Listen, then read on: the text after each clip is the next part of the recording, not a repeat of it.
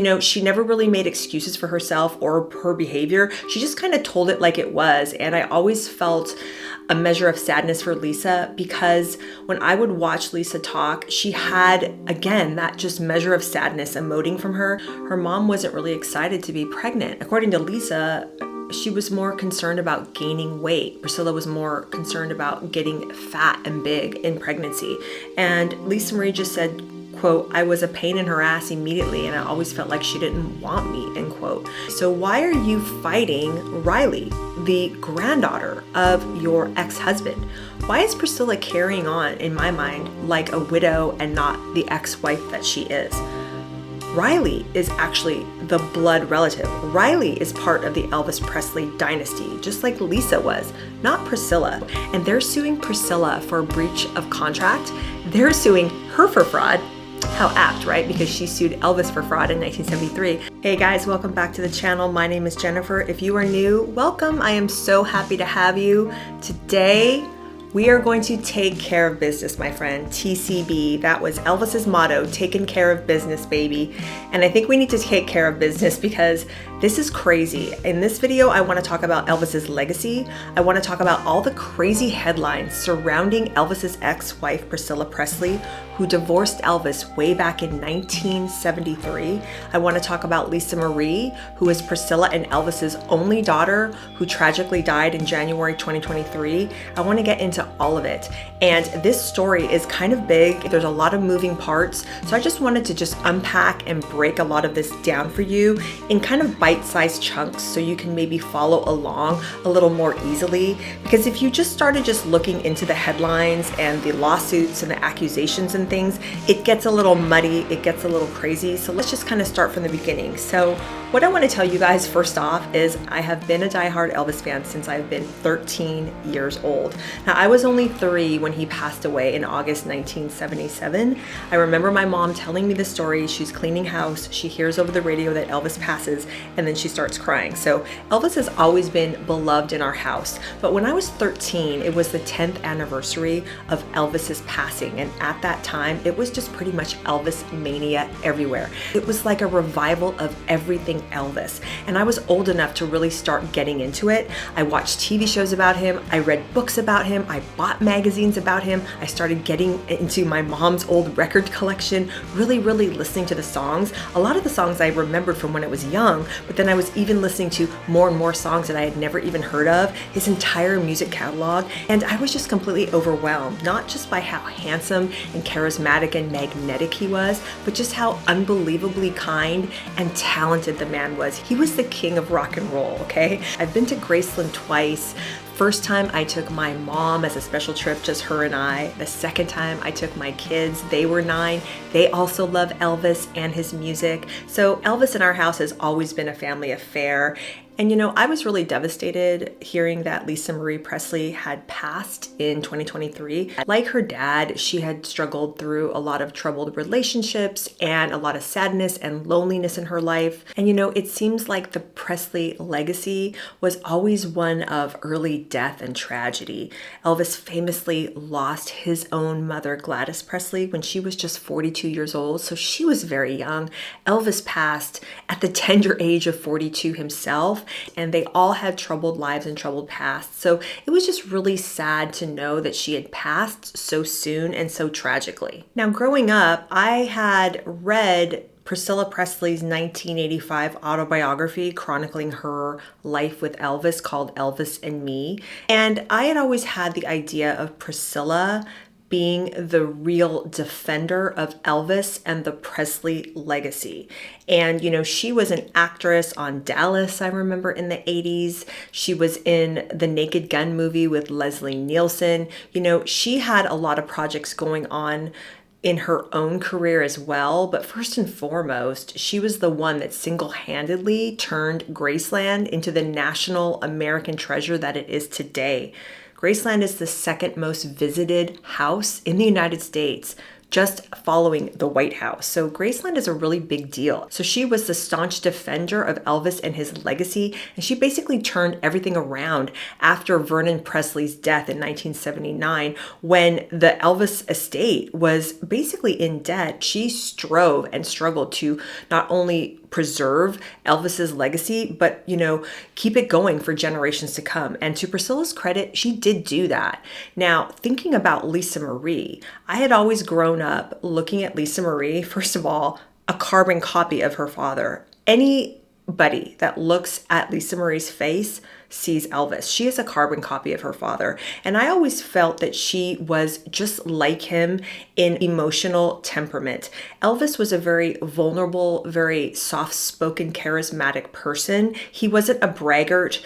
Everyone that knew him said that he was the most generous, kind soul you ever want to meet. Of course, he had problems, but at his heart, he was all about family and he was all about love and really protecting and cherishing his family and the people that he loved. And Lisa was like him in so many ways. And I really felt watching interviews with Lisa and seeing her speak, I always felt her father emanating from her. She was very honest, and what you saw was what you got. She never put on airs. She never tried to, in a gross way, try to capitalize on her father or her legacy. She just always came across to me as a very, very straight shooter. And she was very, very blunt and plain and forthcoming about a lot of her own struggles in her life. She had often talked about her addictions. She had talked about growing up with her mother after her father's death and how they had a really strained and troubled relationship. But, she never really made excuses for herself or her behavior. She just kind of told it like it was. And I always felt a measure of sadness for Lisa because when I would watch Lisa talk, she had, again, that just measure of sadness emoting from her. And I know where that came from. That comes from losing a parent at a really, really young age. Lisa Marie was 9 years old when her father tragically passed away at Graceland, and Lisa Marie was there when her father passed. So I always felt a really deep sadness coming from Lisa when she would discuss her father, because she really was a daddy's girl. And the reason why I can know and understand and recognize that is because my mom was a daddy's girl, and she tragically lost her own father to lung cancer when she was 8 years old. And to hear my mom tell me about how that deeply affected her, it's an understatement. It basically colored her entire life and left a huge hole in her heart, a longing that only her dad could ever fill. And one day he was gone. So I would watch Lisa and I would see that and I would understand that and I could see what she was going through. The following clip is from a 2005 documentary called Elvis by the Presleys. In this clip, Lisa Marie talks about the first few days after she lost her father on August 16th, 1977. It gets me every single time. His body was in the house for 3 days, and there was something very oddly comforting about that, which made it not necessarily real for me, as I stayed in there with it almost the whole time. We can stop.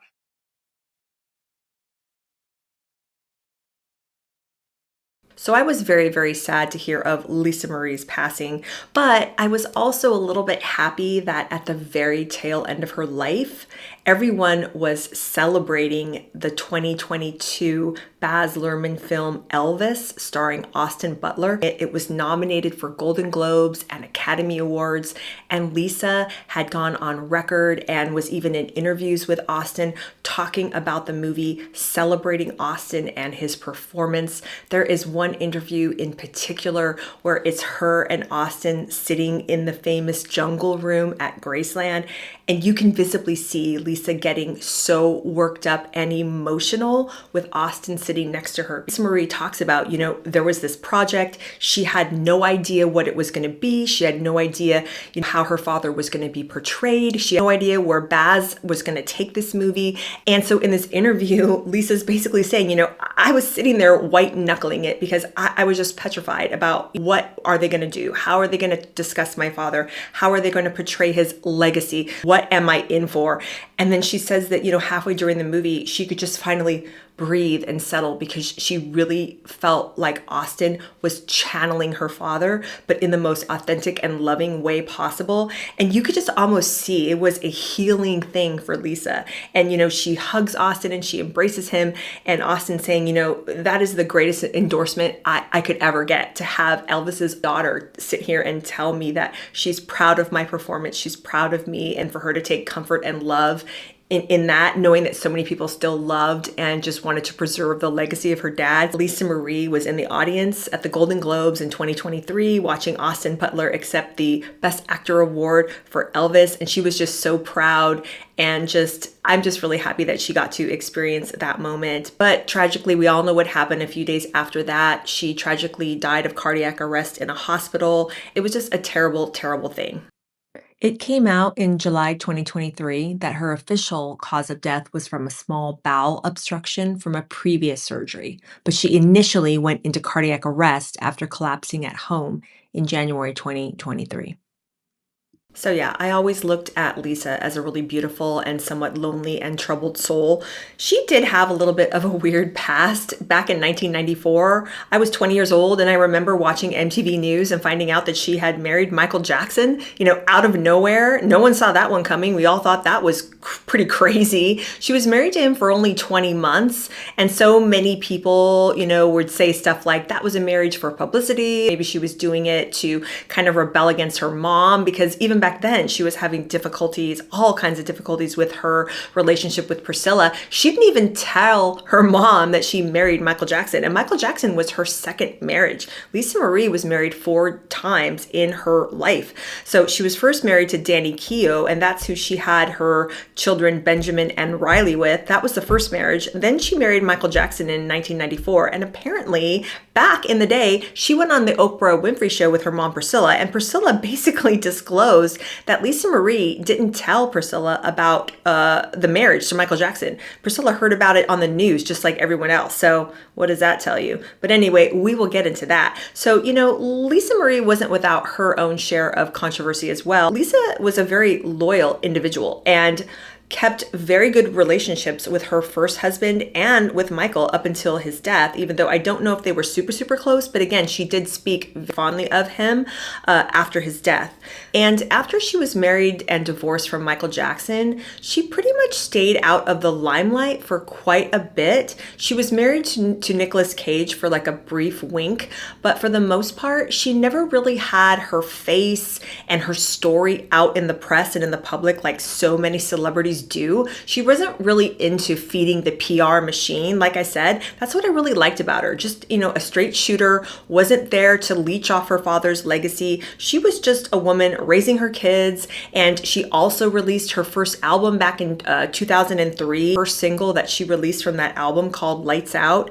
But it is a really great song. I thought Lisa Marie was immensely underrated. She was crazy talented. She had a really good voice. It was really gritty and it was really raw. Lisa had one of those voices where when you heard her sing, you knew exactly who it was. She kind of reminded me of a Stevie Nicks in that way.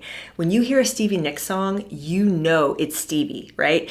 Stevie doesn't sound like anybody else, just like Lisa Marie, in my opinion, did not sound like anyone else. I'm a little bit sad that Lisa Marie never experienced as big of a measure of success that she was going for with her music, but something tells me that, she was fine with it. I'm sure she was. She released several albums over her lifetime. I have 2 of them. I thought that they were really good. I really felt like she talked about and lived out the experience that she had with her dad through her music. That song Lights Out that I'm gonna link in the description, and if you have not heard it, you need to go watch that video, because you watch her sing, and first of all, again, carbon copy of Elvis. I mean, face, moves, everything, but the gritty realness, the rawness of her voice is there, and the lyrics are just insane. They are so deep and they're just full of longing and emotion.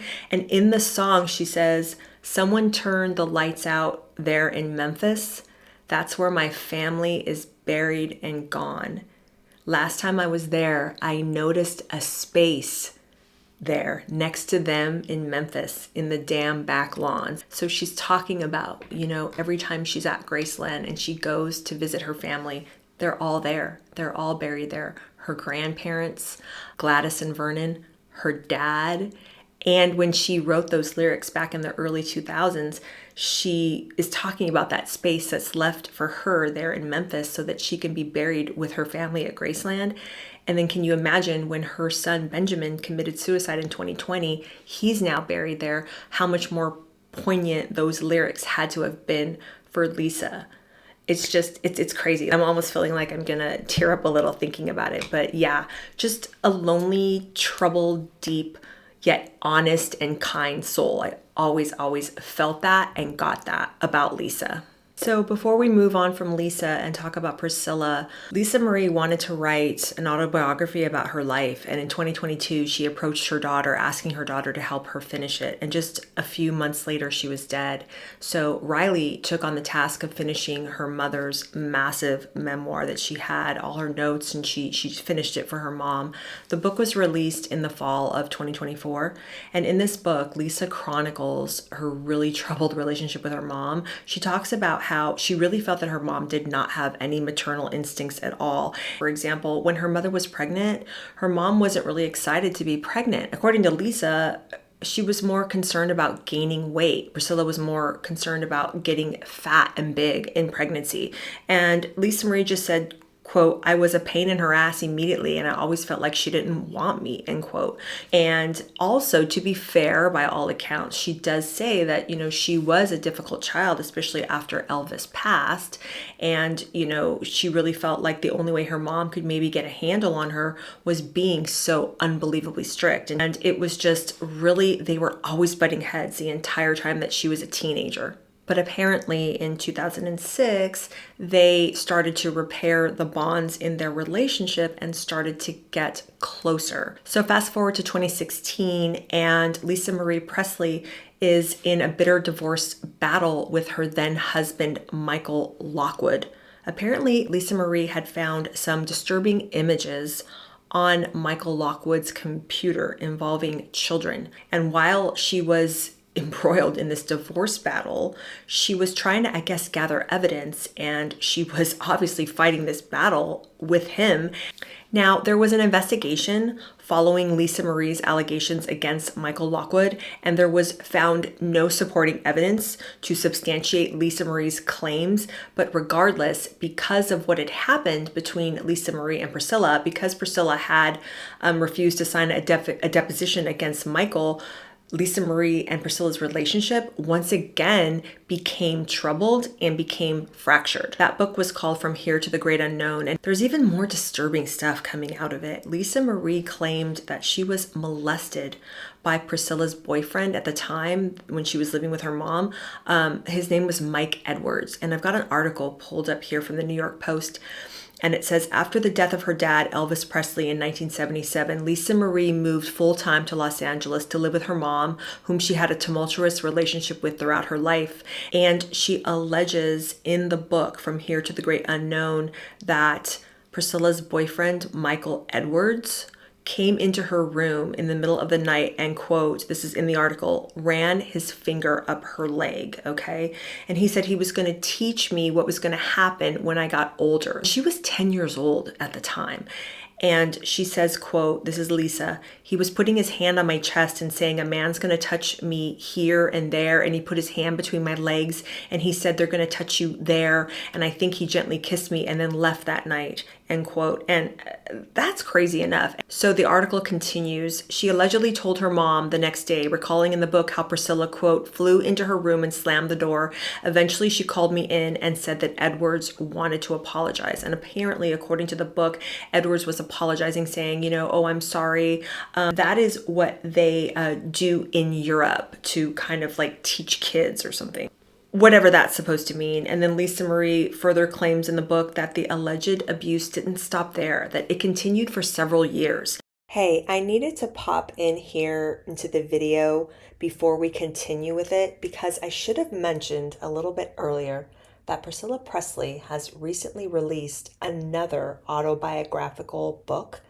It's a follow-up to her 1985 autobiography, Elvis in Me. And this new book is called Softly as I Leave You, and it's supposed to be a continuation of her first book, Elvis and Me. In this new one, she's chronicling her life after Elvis's death, and she's talking about her journey of self-discovery, her career, motherhood. She's talking about how she built Elvis Presley Enterprises, and she's also discussing events surrounding Lisa Marie's untimely death in 2023. And it's really interesting because there are critical reviews of this book that are coming out.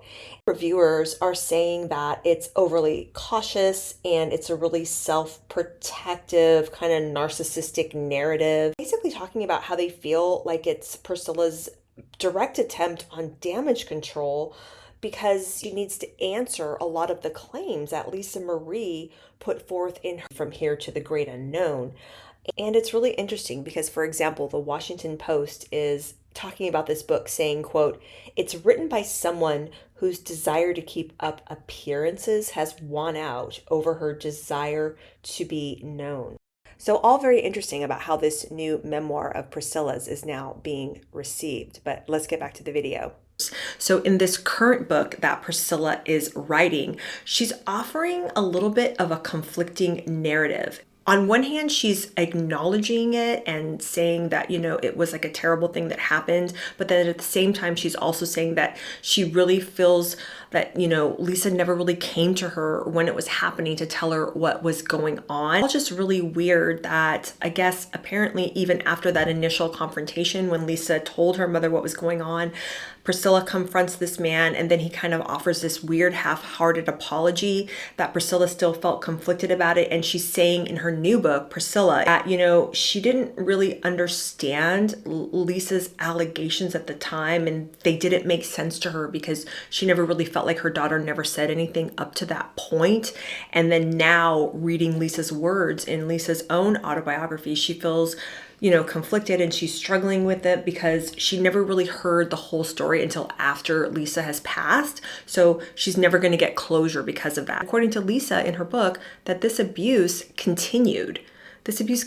He would spank her and do all this kind of weird stuff. So it's just all really weird to me. And it's compounded by the fact that in 1988, he wrote a book of his own and it was called Elvis, Priscilla and Me. And in that book, he talks about the fact how he had a sexual attraction to Lisa. And Priscilla herself said that when she read that, she was sickened by what he wrote. I don't understand why he wasn't kicked out of the house when Lisa Marie first said something, that first instance. Seems like very weird, odd parenting to me, especially when you're the sole parent that is left after Elvis is gone. So that's just crazy. None of this really makes sense to me. I don't really understand what Priscilla is talking about in this newest memoir of hers, because if you look at what Lisa's writing, it seems to ring more true to me. She's the child. She's not the adult. She's not the one in charge. As a parent, I can personally say if I was in Priscilla's position, that man would have been out of the house immediately. No ifs, ands, or buts about it. Like gone, absolutely gone. The police would have been called, okay? But to have Lisa allege that the abuse continued, it continued. He would do weird stuff like spank her butt until she was black and blue. And apparently, according to Lisa, she would show Priscilla the bruises. And then what's even more weird is that once the book was published, Lisa's book in 2024, that this Mike Edwards has come out and he said, quote, that I'm in shock, that's untrue. I was like a father to Lisa Marie. And he also had claimed that no one called him from the book's publishing company for comment. And he's alleging that, Lisa wasn't stable during that period. Lisa's a 10-year-old kid that just lost her father. What are you talking about? It's not like she's a 47-year-old woman or something that is drug-addled and unstable. I thought that in of itself was a really weird comment to say about a 10-year-old girl. But notice the man didn't sue, right? He's just coming out and saying that, oh, that's untrue and I'm in shock and I can't believe it. And he's never molested Lisa Marie. And he said, quote, I'm shocked at the suggestion that I did. And I was encouraged to embellish a harmless anecdote about Lisa Marie in my memoir from the 80s and now regret that I did. I understand that these stories sell books, but the notion that I molested Lisa Marie is just a fabrication. Well, what is he talking about there? Well, let me tell you what he's talking about there, because apparently in 1988, according to this Page 6 article that I have up, it says Edward wrote how he was craving Lisa sexually. He wrote, "Where Priscilla and I had once been inseparable, it was now Lisa and I who were together almost every day. Soon I found I was looking at my watch, waiting for Lisa's school to let out, just as Elvis had once eagerly awaited Priscilla's return to Graceland from school each day." In his book, Edward says, "Once when Priscilla and I were sitting at the dinner table and Lisa was sitting between us, Lisa got up to get something from the refrigerator and her bare knee accidentally brushed against my hand. It sent waves of desire through me. I looked at Priscilla and thought, can't you see what's happening? I've fallen in love with your daughter."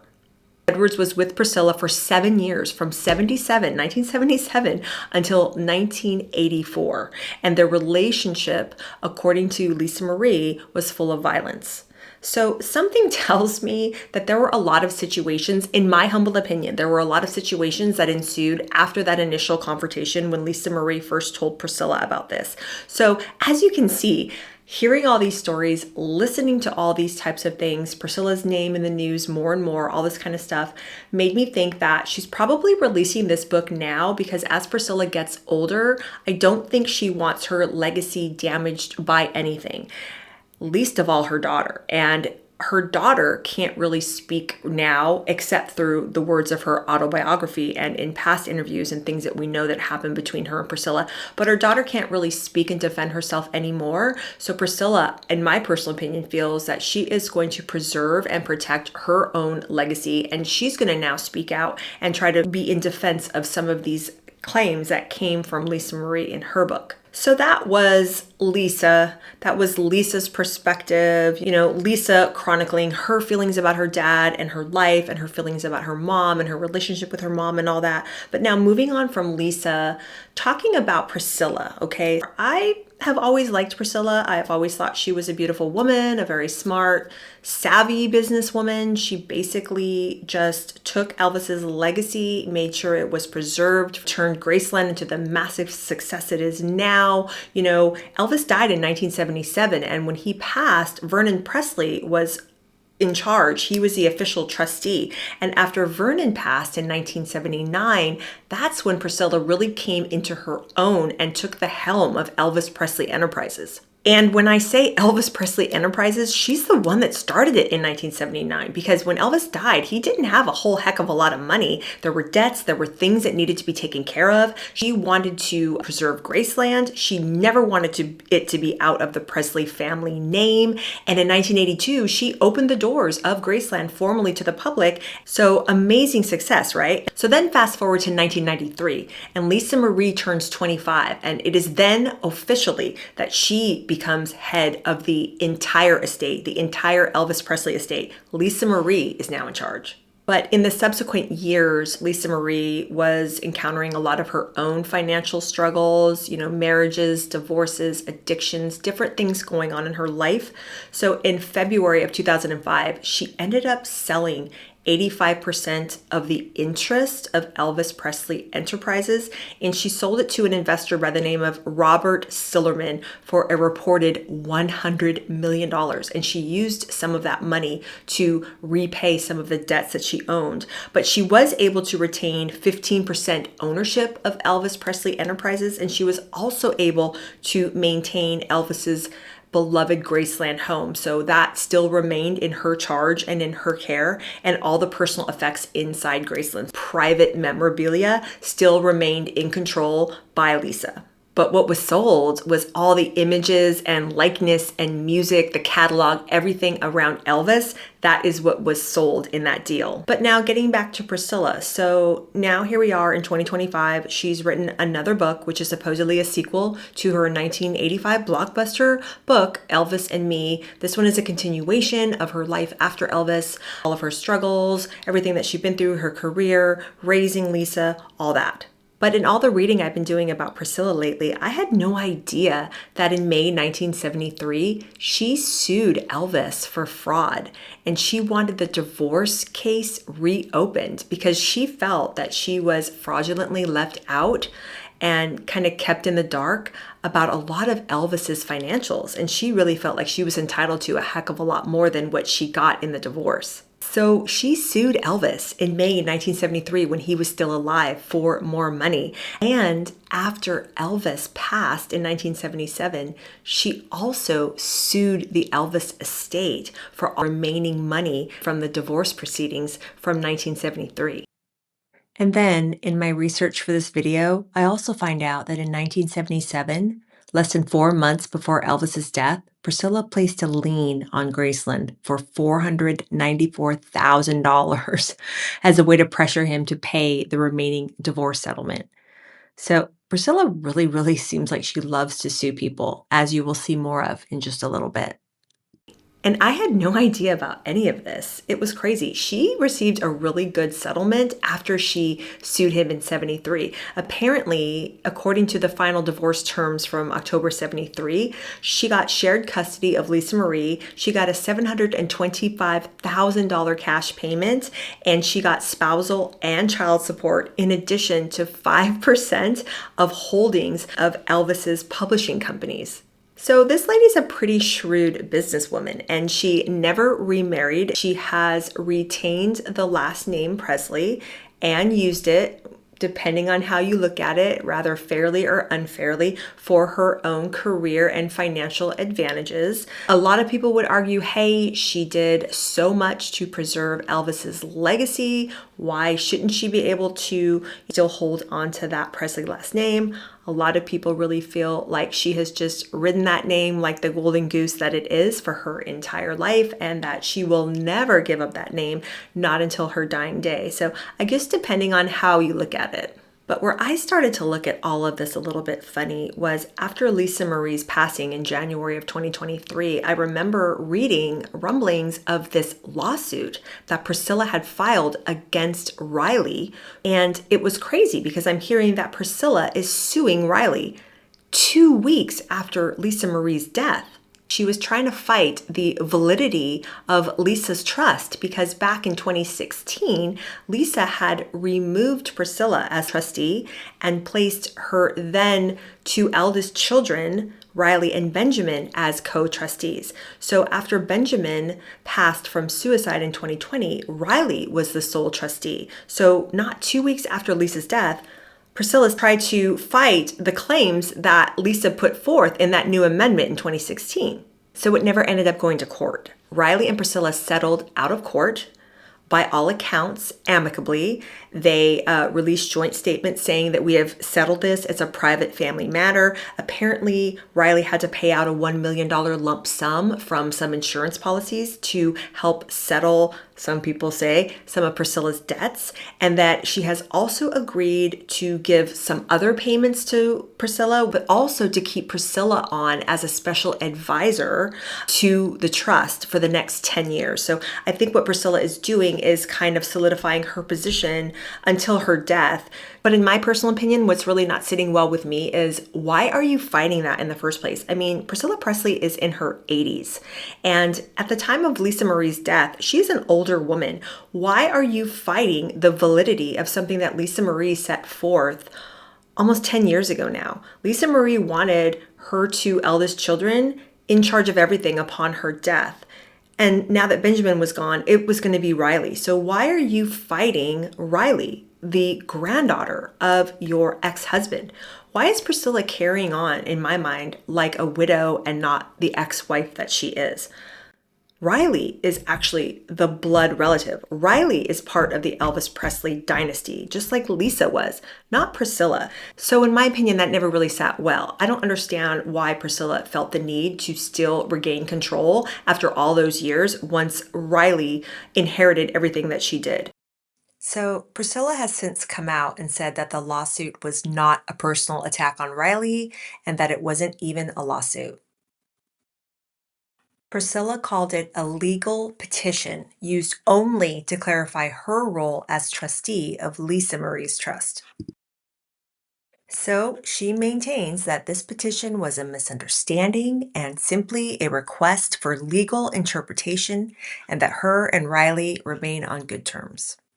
And it was even said in the press that Riley was hurt and disappointed by her grandmother's decision to just take legal action on her. Her mom wasn't even barely in the ground. Statements that Riley released in the press that she was just, she said she was just relieved and she just wanted to move on and she wanted to avoid expense and to stop further family disputes. But I just got the feeling that she just wanted to have done with it. She just wanted to basically throw some money at her grandmother, get her grandmother out of her hair, and just move on. She was still trying to process the death of her mother. And not only that, but the suicide of her brother not 3 years before. Because it's really sad. There were leaked emails and letters from Riley to Priscilla basically saying how deeply hurtful it was that her grandmother was suing her. In those letters, Riley's detailing hey, I've been the intermediary between my mom and you for years. I've been doing everything I can to try to repair this broken and fractured relationship and restore our family.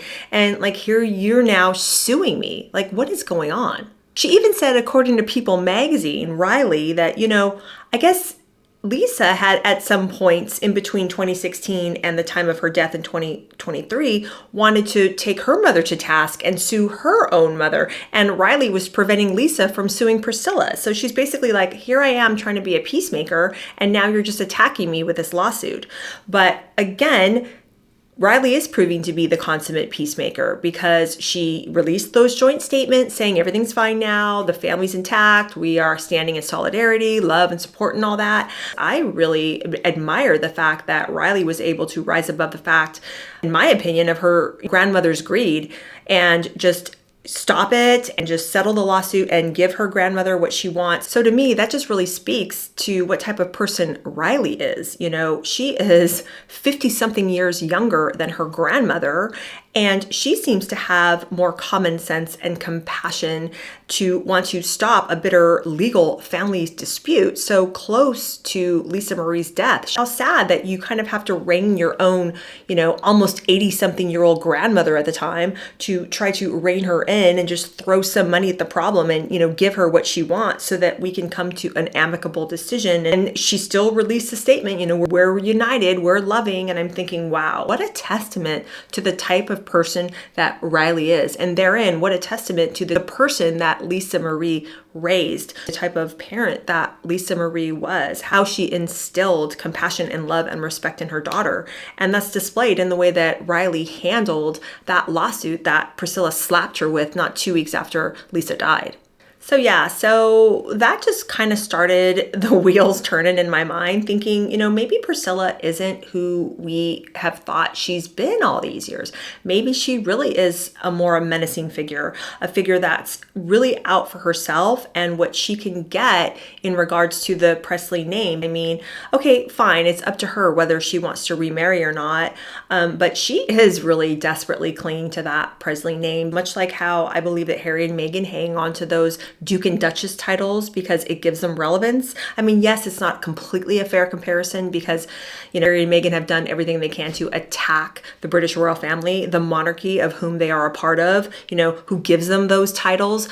I mean, Priscilla's not attacking Elvis's name by any stretch, but she still has clung to that name since Elvis's death in 1977 because I feel it gives her relevance and it solidifies her importance in the pop culture zeitgeist as Elvis's wife, albeit ex-wife, but still his wife. So when you read her 1985 biography, Elvis and Me, which chronicles her life with Elvis, it's a very favorable account of Elvis. I will say that she is very respectful and does what she can to preserve the man's good name, but it's also a very, very favorable, telling of her own story. And, what else do we expect her to do? Of course, she's going to present herself and her association with Elvis in the most favorable light possible. She doesn't want to disparage herself. She doesn't want to disparage his memory. She wants to keep the money flowing. Glosses over a lot of the specific details regarding her and Elvis's divorce. I mean, I had no idea that she had basically sued Elvis in 1973 for fraud, wanting to reopen the divorce case. And I didn't know that she tried to sue his estate even after his death because I guess she was probably scared that she wasn't going to get all the money that she felt that she probably would have gotten and would have been given to her had he been alive. I better get on this because if I don't, I'm not going to get what's coming to me. company. And then now we come to the current lawsuit that two former business associates of Priscilla have filed in August 2025. And I have their names here. It's Bridget Cruz, I hope I say that right, and Kevin Fialco. And they're suing Priscilla for breach of contract. They're suing her for fraud. How apt, right? Because she sued Elvis for fraud in 1973. They're saying that they entered into a business agreement with her. They were going to help her with her image, with her branding, with her likeness, and basically develop that for her. And that they're alleging that she defrauded them because she basically left that agreement. She left it improperly. She didn't give them any notice. She basically ghosted them. So that's why they're suing her. So I read that and I'm thinking, okay, you're 80 years old. Why are we attempting to brand and rebrand ourselves? Like, what is happening here? We know who you are, Priscilla. We know the brand. We know what you're all about. You're the ex-wife of Elvis Presley. You're the mother of Lisa Marie.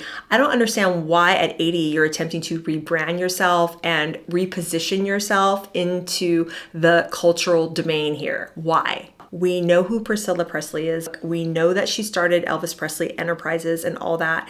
I don't understand why we're trying to, at this point, rewrite the narrative, coming out with a new book. That just, to me, I just didn't know how to feel about that. But she has since filed a retaliatory lawsuit against them, and she's claiming elder abuse. She's claiming that they are defrauding her or attempted to defraud her, that they were attempting to have her enter into these businesses and these contract negotiations where she didn't know or fully understand what she was doing and what she was getting into with them. She's saying that they're trying to get her to enter into these kind of sham shell companies, and because of that, they're going to disparage her image and her likeness. And again, I'm thinking, you have shown the world in the past that you are a very, very savvy businesswoman who knows exactly what she's doing, knows how to enter into contracts, knows how to enter into negotiation, knows how to make money. She preserved Elvis's legacy. I mean, we got to give her that. She did do that. By all accounts, Priscilla is a very, very astute businesswoman. So that's what she's alleging in this retaliatory lawsuit, that they are trying to defraud her, that they're the ones basically trying to use her image, her likeness to squeeze everything they can out of her. So it's a real mess. But there's another thing I haven't told you. There are other claims in these two, this Brigitte and this Kevin's lawsuit, wild claims that they're putting forth. But they're basically claiming that Priscilla Presley pulled the plug early on Lisa Marie when Lisa Marie was dying in the hospital, which was basically in violation of an advanced medical directive that apparently Lisa Marie had in place, saying that she wanted her life to be saved, intended to be saved at all costs. And by all accounts, as this case is unraveling, we're going to find out more and more. But there's been other things that I have been looking at and researching online, and a lot of it has to do with Priscilla herself and a lot of her own conflicting narratives surrounding Lisa Marie's death. For example, if you just go into Google and look at stories about, what were the circumstances surrounding Lisa Marie's death, you're basically going to get the story all been fed this entire time was that Lisa Marie was hospitalized and that she died in the hospital, and that Priscilla was with her daughter at the time and told by doctors that she was basically in a vegetative state, and that unfortunately, even after they had revived her for a short time, that her quality of life was just not going to be there. So then Priscilla had to make the agonizing decision to take her off life support. And this story apparently happened in the hospital. But then there's a video of Priscilla, and she's been captured on video saying that Lisa Marie died at home. So the way that Priscilla is recounting this story, Lisa Marie's first husband, Danny Kino, her ex-husband, phones Priscilla to let her know that she needs to get over to Lisa Marie's home immediately. He is with her. She is not doing well. She gets there, and when she gets there, Danny pulls her aside, the ex-husband, to tell her that she is passed. Priscilla has been on a speaking tour, and it's called An Intimate Evening with Priscilla Presley, and she's been doing this since 2023. More tour dates are planned as of October 2025 into 2026. She has also been making the rounds on numerous talk shows: The Today Show, The View, CBS Morning News, and The Late Show with Stephen Colbert, in addition to others. and she's promoting this new book, Softly as I Leave You. This is Priscilla on stage during one of those evening shows discussing the night Lisa Marie died. And then the following day, I get a call from Danny Keough, and Danny was her ex-husband, but they remained very, very good friends. That's Riley's father, and he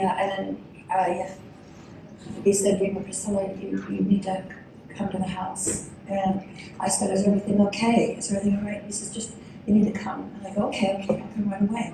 I got in my car, went right over to the house, and he pulled me aside and he said, Lisa passed. And I was like, what are you talking about? What do you mean?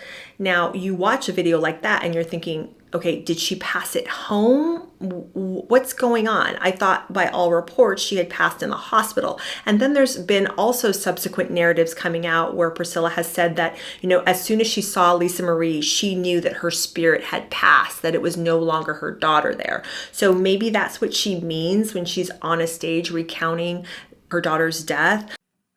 Okay, so to be fair to Priscilla here, some say that the inconsistencies in Priscilla's account may have to do with the fact that Lisa collapsed at home initially, prompting the 911 call by Danny Keough to save her life, and afterwards she was taken to the hospital.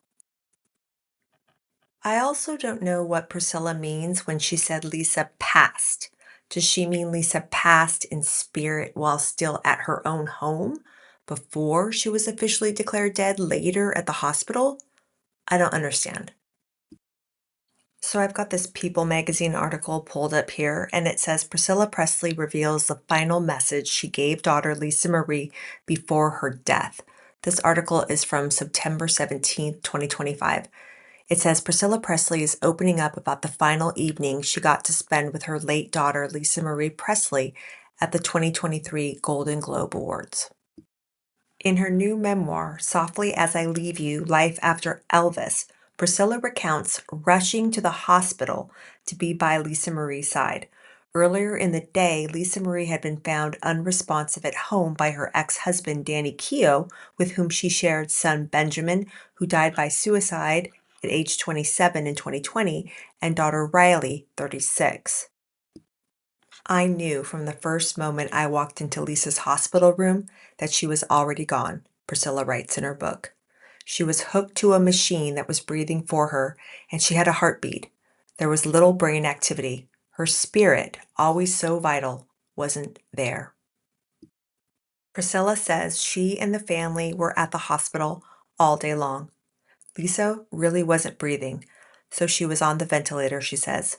For hours we were there waiting, hoping, and praying until the doctor came in and said, Priscilla, I'm so sorry, she's gone. We just couldn't believe it. Didn't want to believe it. It was hard on all of us. It still is. Priscilla writes in her book that she had to make the difficult decision to take Lisa Marie off life support. They had restarted Lisa's heart, but there was no guarantee it would keep beating, she writes. I asked the doctor, what kind of life will she have if we keep her on that machine? He looked at me with compassion and shook his head. No quality of life at all. I thought about my girl, my wild, rebellious, passionate girl, lying in a vegetative state for the rest of her life, she continues. I said what I had to. Take her off the machine, doctor. My voice was barely above a whisper. Lisa Marie was later buried on the grounds of her father's beloved Graceland mansion in Memphis, Tennessee.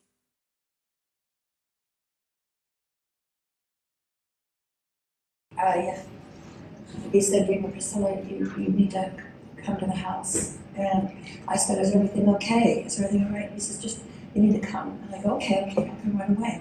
I got in my car, went right over to the house, and he pulled me aside and he said, Lisa passed. And I was like, what are you talking about? What do you mean? But do you see what I mean? There's these conflicting narratives, and now this bombshell lawsuit that's attesting allegedly that she pulled the plug, and she pulled the plug soon because apparently Riley was en route on a plane to see her mother, but Riley didn't get there in time. And it was Priscilla that had to make the painful decision to pull the plug. That just doesn't sit well with a lot of people, just based on the fact that why did she take her off life support so soon? Why wasn't she waiting for Riley to at least get to the hospital and be able to say goodbye to her mother while she was still alive, albeit in a vegetative state, but at least she would have been alive. So there's so many questions. There's so many weird things surrounding Lisa Marie's death. There's so many weird things surrounding these two current lawsuits and Priscilla. What's particularly confusing to me was in 2016 when Lisa Marie named her two eldest children, Riley and Benjamin, co-trustees of her trust.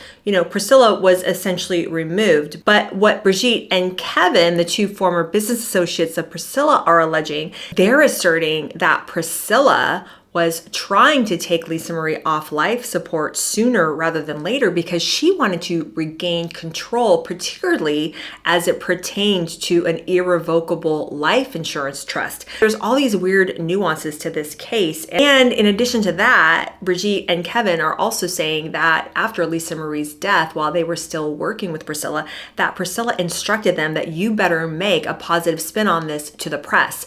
I want it out there. I want it known that I am in charge, that I am the Queen of Graceland. I'm no lawyer, but that's where I'm confused. I mean, did it have to pertain specifically to an irrevocable life insurance trust? That claim that Priscilla is taking Lisa off life support prematurely because she fears that Lisa Marie is in the process of removing her as a trustee, but wasn't she already removed back in 2016? Does it only pertain in particular to this irrevocable life insurance trust? Maybe Priscilla wanted access to that. All very messy, and it's all very just yucky. And obviously, we're going to see more as this plays out. So to be fair, it does make sense when Riley has now come out in 100% defense of her grandmother, because if Riley was already in control, that would make it make sense why Riley would support her grandmother.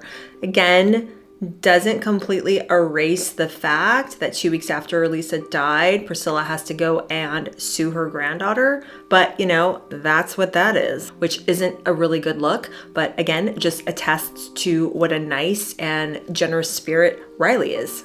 It just all begs the question, what is going on? What is going on? Who is Priscilla really? What are her motives? What is driving her? And I personally feel that this memoir of hers is coming out now to counter all of this negative press. Apparently she announced it in April of this year, 2025, and she was sued by these two former associates in August of 25. But she had to have known something was coming. I don't think that the lawsuit came up out of nowhere. There had to have been behind the scenes rifts. She knew of that they were fighting. So maybe that's where all this is coming from. I have no idea, but I just personally, in my opinion, see a woman that is really, really desperate to preserve a legacy and her good name.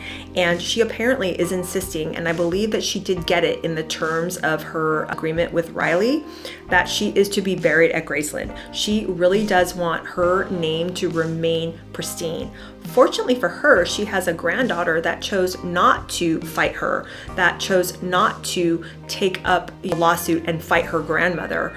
It's really, really nice and humane of Riley not to do that and to settle out of court and keep things respectful. So you have all these unsavory stories swirling around Priscilla's good name now. So you've got her out promoting this new memoir. Then it reminded me of this little seed that had been planted in the back of my mind about who Priscilla Presley really was. And I'm going to tell you about a book that I read about 12 years ago, and it was called Child Bride, The Untold Story of Priscilla Presley, and it was written by a woman named Suzanne Finstead. And this book is a direct counter-narrative of the narrative that Priscilla put forth in the first book that she wrote back in 1985 about how she met Elvis, the relationship that she had with Elvis and how it led to marriage and, all of her time with him. And this book basically asserts that Priscilla was a lot more calculating from the very beginning than she claims to be in her own book, Elvis and Me. There is a chapter in here, chapter 9, that I want to read to you guys to give you guys a little bit of a clue as to how juicy this book is. And it counters all the stories that Priscilla has been telling about who she really is.